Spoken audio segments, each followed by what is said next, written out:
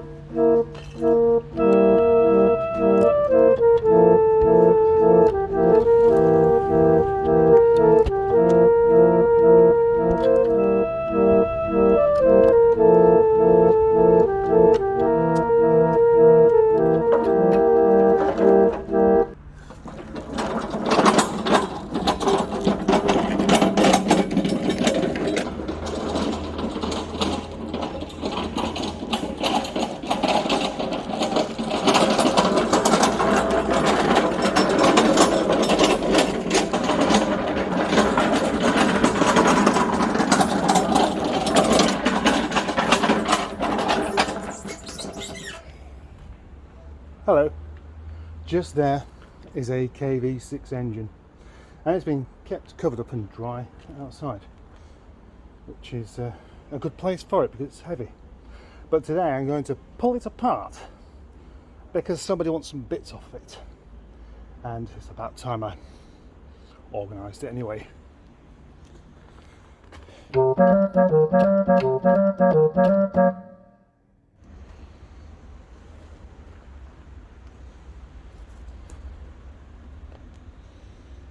It is time for the trolley to be deployed. Well, to be taken round the other side so it can be used. Stuff's going to fall off, I can see it any second. It's all going to... There's the first bit.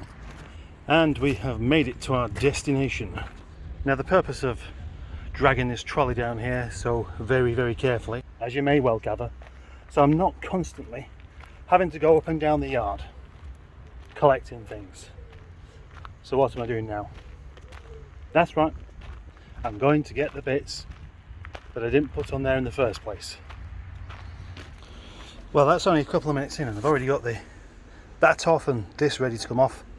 But now, and I've got quite a few bits in there. Yeah, I need to go back up there and collect something else now. I didn't think I was going to need this ratchet, but it turns out I do. But that's fine because obviously the obligatory cup of tea is on its way as well, so at least I'm not having a wasted journey. And besides that, of course, once I've finished with all these tools down there, I can actually just push it all up in one go, albeit with quite a few stops to pick up the bits that have fallen off, but in theory it still works.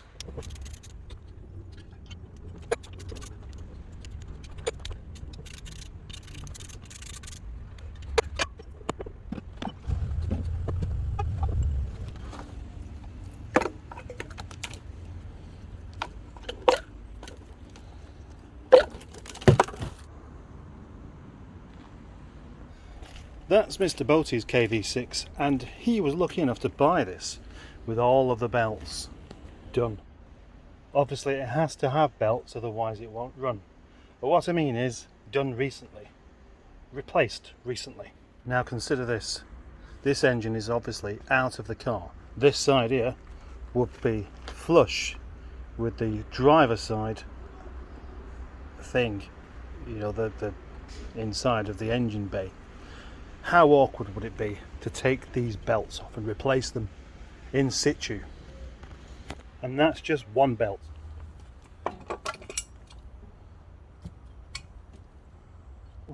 Exposed and ready to come off, except for that belt there. To remove the head, I need to take off the timing belts, and that means removing all of this. But there's just one problem with that. That's got to come off, hasn't it? And there's a great big chunk of aluminium then that can all come off together. But I haven't got that super special powerful gun for that. And besides that, this belt looks okay actually, but you'd have to be a lunatic to just use a second-hand belt in a KV6 for the amount of work you have to go to get to it. If only there was a quick and easy way of just taking that belt off.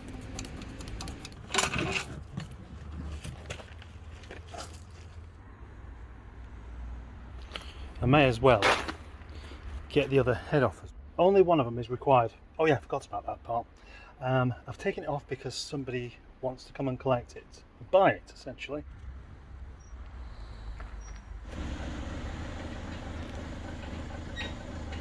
Lord Boaty's figured out how to do the gate. That's quite an achievement for a man like this.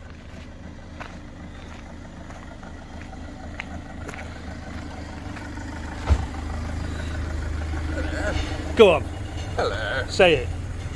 Say what? It has to be said that this man, Boaty, comes to a yard like this. He doesn't come dressed to work. He comes dressed to write an article or something like that. Then you are the man to solve that. He is doing the full Clarkson today, isn't he? Oh, God. Good.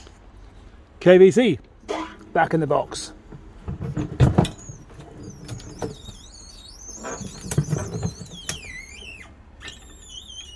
Thank you. Down.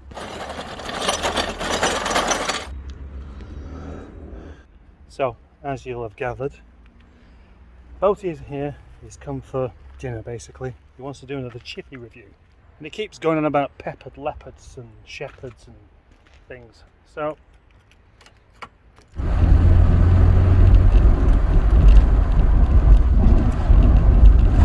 chippy's closed. So we're on a mission to go and find another one. In the meantime, Boaty's trying to review my car while sitting in the passenger seat. How delightful. Here we go. Those windmills, which you can quite possibly see there, those are the ones that I was pointing out to you when we paused earlier at that absolutely fabulous little spot.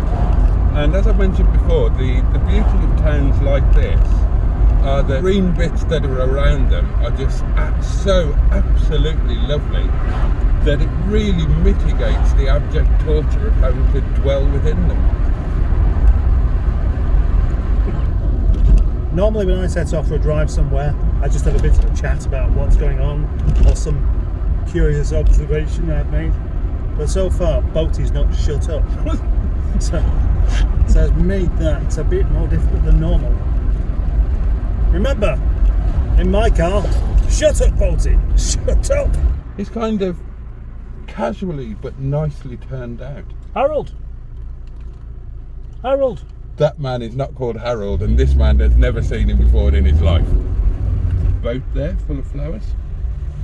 Sponsored by Gordon Rigg, Garden Home and Leisure, Todmorden and Rochdale. Oh, and there's a splendid looking chap in his multicoloured shirt and shorts and short fat hairy legs. That, oh, bridge. This guy... I'll be quiet now because Mustard's about to record. This guy... And it would be rude to interrupt him. Boaty doesn't believe that I know practically everybody around here. But just watch this. Yep. No. Absolutely nothing. Total abject failure. That one? No, don't know her. But I probably know this old lady there at the bus stop.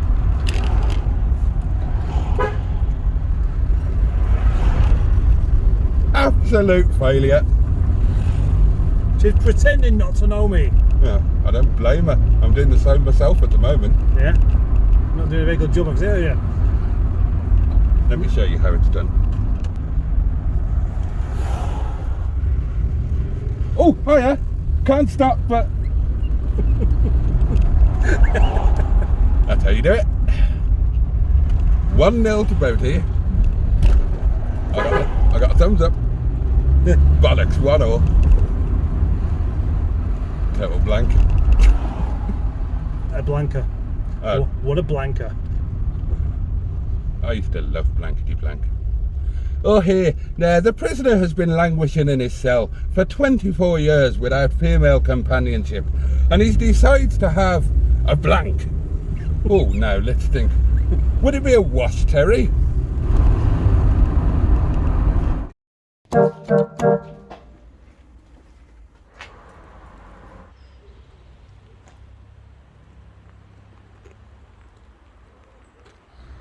Special guest today is Jeremy Clarkson. He just doesn't want me to show his face. He's shy. Isn't that right, Jeremy?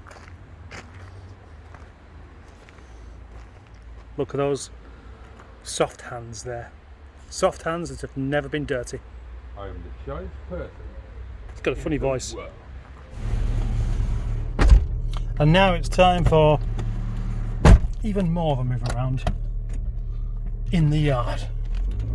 Because this particular 45 is going to just go around here for a minute while Boaty's thingy is going to come up because he's going to treat it to a wash. Is that another thing I'm going to try and let him do all by himself?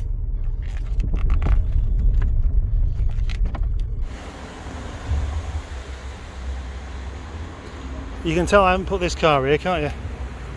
Because I wouldn't have parked it like that. I'd have tried to park it straight. Not that it matters, it doesn't actually matter. quite. I'm just a bit worried that if he tries to correct his parking, he'll crash into something like that tree over there. Oh yeah, he's got one next door. I thought you were going to say at home you'd never do this, but No. well, yeah, no. No. I've never seen you washing. I would never wash a dirty car. Do you fancy turning that into a proper rant about how, for some reason, I just don't love you like I should do? Not now you said that, no. Because it's gonna, even if it didn't sound weird on video, it sounds bloody weird in my head. How can it get any more weird than what you've already just done then? By other people seeing it, that's how. Yeah, well, they're going to see it now. Not, I'm keeping it dip. Yeah? He's doing a fabulous job of cleaning his car badly. Bollocks! Yeah, of course. And because you think the tools are inadequate, that gives you the best excuse for doing a bad job. It's going to look better than... I've got to say, considering that the original idea was that it would be like my cars going on a retreat when they came to PNHQ. Like going to on a spa weekend where they would be pampered and looked after, and it'd be like going on holiday, and all of their little bits and pieces would be carefully and professionally addressed. This isn't exactly what I had in mind. You big moaning b****. It's time to admit that he doesn't love this car as much as he says. Otherwise he wouldn't have left it here for 5 weeks, would he?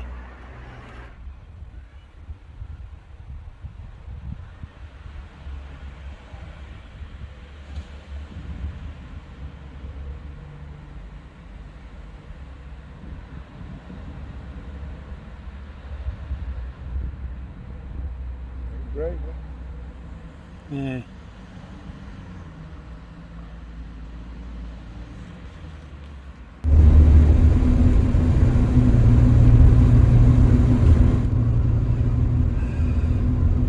Do you know what? Sometimes that chat leaves me absolutely exhausted.